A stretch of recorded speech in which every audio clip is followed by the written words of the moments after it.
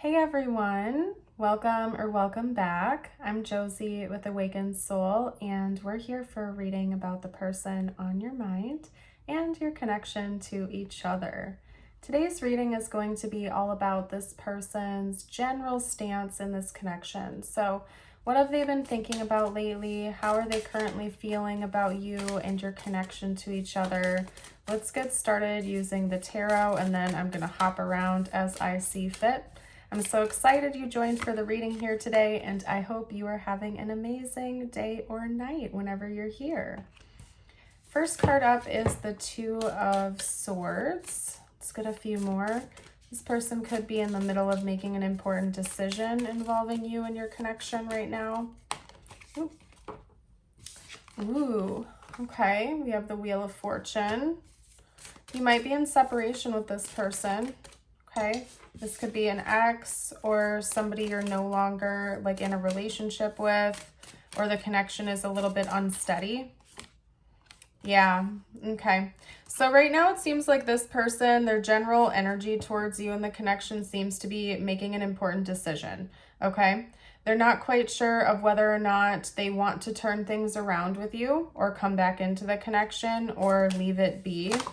Yep. Because we have the World coming out as well. And then right underneath that is the Fool. Okay, so yeah, this is a scenario where I think you and this person, I just heard odd ends. You're at odd ends with each other. That's interesting. You're either no contact or things are really rocky and rough between the two of you right now. So if you are like happily connected with your person, this might not be the reading for you. You're welcome to check out other readings on my channel. They're making a decision about whether or not this connection can be repaired, or if that's something that they're even going to go for or not. Basically, they're at a total crossroads in two polar opposite directions where they're either like, hey, let's try again, let's have a second chance, let's have a fresh start with each other, or maybe we need to just end this connection once and for all and close the cycle out. That's kind of where this person is right now. And they don't seem to be leaning in any particular direction. Just looked up and saw 222 on the timer, by the way. So let's see, let's dive a little deeper into this thought process. Why is this person feeling like they're at this crossroads? Why do they feel like they're at this crossroads right now? Oop. We have the Page of Cups.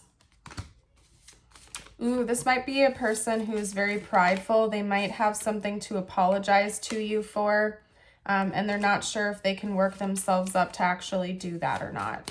Let's get some more information. They also might feel like they don't have the confidence to come in and make a move. So if this is like an ex or somebody you haven't spoken to in a while, it could be a confidence issue. They're not sure if you would receive them well.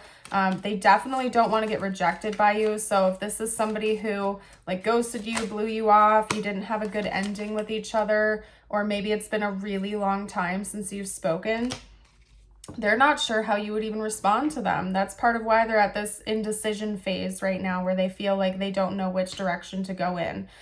They don't know if they have a green light here. They feel like you might reject them flat out, or you might turn a blind eye to them, or you might even be a little bit upset with them. That could be part of it too. Like if this person just up and ghosted you or mistreated you, they might feel like you have a genuine reason to tell them off and maybe even be just a little bit unkind to them. So that could be part of it too, is they don't know if they want to face that wrath, so to speak.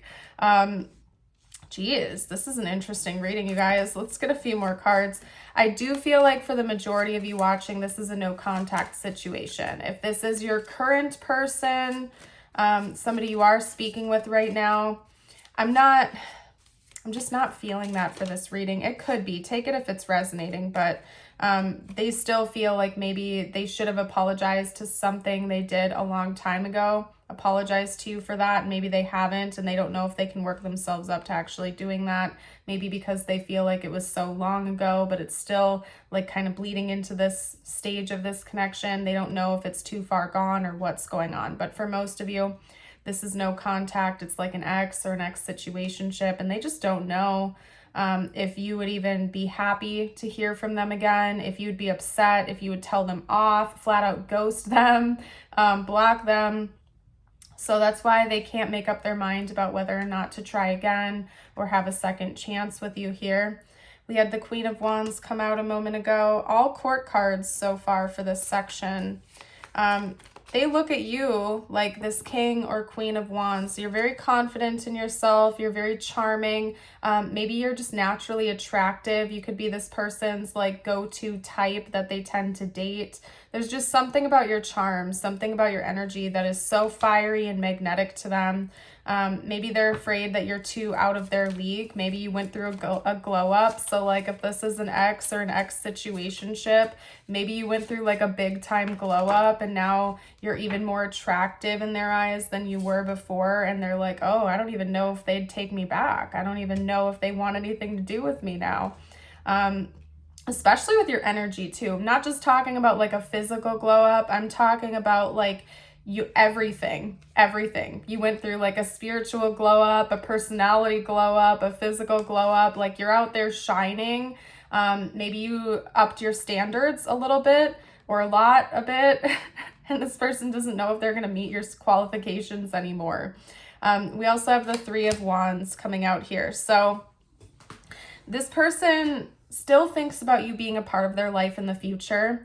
Right now, they aren't making a clear-cut decision of whether or not they're going to come in and try to have this second chance, but it's almost like they know in their heart that it's coming no matter what at some point in the future. Almost like the universe, God is going to intervene and bring the two of you back together when the timing is right. There could be divine timing at play here. If this is a significant soul connection of yours, I can confirm that, you know, the universe will divinely orchestrate a reunion of some kind. I'm not saying like a full-on romantic reunion. The two of you are back together living happily ever after. But the universe will orchestrate a reunion of some kind to get closure, to rehash things, or to present that opportunity if it's meant to. That's kind of where your person stands. So they don't feel rushed in making this decision about whether to come back in or try again with you, because they feel like it's inevitable. It's going to happen no matter what, whether it's, you know, next week, next month, 5 years down the line. They feel like at some point in time it's going to happen when it's meant to anyway. So they don't need to force this. Maybe they also feel like you need time to process things. You need time to heal, especially if this person betrayed you or blew you off or ghosted you or put you in a third party situation, something like that. They may feel like you need time to heal because they could have really wronged you or did something to hurt you. And so they feel like you need some time to process that as well. And I keep hearing for good reason. So yeah, I do think that this person did something to betray you. And they know that you have every reason in the world to dislike them or not want to communicate with them. And that's why they're so afraid. They're not just going to come in and, you know, act like nothing ever happened. They're still deciding though, like this person might spontaneously reach out to you, especially if they feel like they have a green light to do so. They just haven't made up their mind yet about whether or not they're going to do it, or kind of like wait for the universe to allow the stars to align for the two of you to just have it happen. That's kind of where they're at right now. So let's get you out a couple personal messages now. I like to end my readings with a message just for you, the viewer. That helps to reset the energy and focus back toward yourself, not necessarily towards this person or this connection. If you're still here and you've been enjoying the reading, I would love it if you would let me know by liking the video and subscribing. You guys got 2 animal spirit cards today, so I'm going to get started with those and then hop into your affirmation. Drop a frog or a horse emoji down below to let me know you're still here and enjoying the reading. Your first message is the frog with transition. This is a powerful time of change. You are being called to connect with the world of emotions and feminine energies. You may also need to engage in a process of cleansing, whether it's physical, emotional, spiritual, or energetic. Pretty much every time this card comes out, I like just dropping bits of information about cleansing to you guys. For a very long time, I wouldn't say I was a hoarder, but like I held on to things far past when I probably should have decluttered my house. Like because of sentimental reasons or, you know, whatever it was. I used to like really hold on to physical possessions. And that's been a big lesson I've had to learn. For those of you who don't know and you're new to the channel, a hurricane completely destroyed my home last year. And pretty much everything I own got destroyed. Anything that wasn't like way high up, hung up, or on like the top of closets was destroyed because everything got flooded out. And prior to that, I had done a really good job at cleansing things out, because items, possessions can sometimes hold bad memories and bad energies. Like if you're holding on to things from an ex, and every time you see that item, you get brought back to like bad times or bad memories with that person, or like an ex-friend or something like that. You know, that energy is stored in that object, including just your memory of it. And so sometimes decluttering things that do not bring you joy, that bring you down, can actually really help like your mental state. At least for me, it did. And prior to the flood, you know, I had gone through that process a few times, but there were still some things I was holding on to that I really didn't need to. They weren't serving me. It was cluttering up my house and stuff like that. And I had actually asked God several times to like help give me the motivation to just finish the decluttering process, get that done.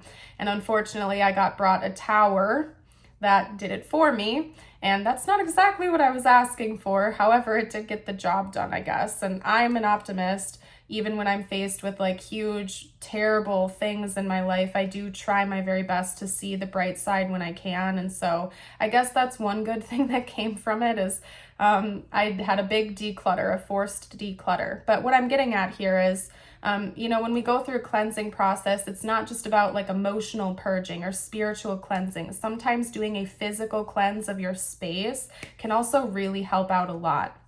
And I've noticed like I feel better after I go through my house or my things and I declutter. Like I physically feel a lot better. So maybe some of you out there could benefit from doing like a big declutter of your space. You know, it's not like you have to do the whole thing all at once. I think sometimes people get overwhelmed by that. I certainly did.